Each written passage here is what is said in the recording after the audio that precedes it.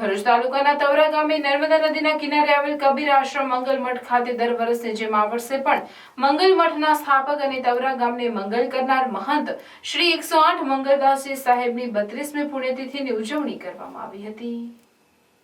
મહંત શ્રી 108 મંગલદાસજી સાહેબની 32મી પુણ્યતિથિની ઉજવણી નિમિત્તે વિવિધ ધાર્મિક કાર્યક્રમોનું આયોજન કરવામાં આવ્યું હતું, જેમાં સવારે આરતી, સેવા, પૂજામાં કબીર સંપ્રદાયના જિલ્લાભરમાંથી અનેક આશ્રમના મહંત ઉપસ્થિત રહ્યા હતા। ત્યારે આજે મંગલ મઠ ખાતે પધારેલ મહંતશ્રીઓએ મંગલદાસજી સાહેબે કરેલ સેવા કાર્ય દ્વારા સમગ્ર ગુજરાતમાં સંત સમાજ લોકોની ઉન્નતિ કરવા કરેલ કાર્યનું વર્ણન કર્યું હતું, જેમાં ખાસ મહામંડલેશ્વર 1008 શિવરામદાસ સાહેબ મોરબી તથા ખેમદાસ સાહેબ માજલપુર, મહાગુજરાત કબીર પંથના ખજાનચી અને ગુરુચરણદાસ સાહેબ અંકલેશ્વર, મહાગુજરાત કબીર સંપ્રદાયના ખજાનચી તેમજ અન્ય સંપ્રદાયના સંતો મહંતો ઉપસ્થિત રહી કાર્યક્રમમાં હાજરી આપી હતી તથા વર્તમાન મંગલ મઠના સંચાલક ચેતનદાસ સાહેબે આવેલ તમામ સંત મહંતોને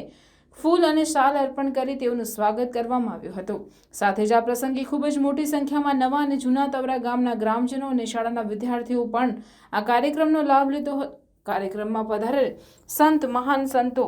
મહંતોના આશીર્વાદ પ્રાપ્ત બાદ મહાપ્રસાદીનો પણ લોકોએ લાભ લીધો હતો।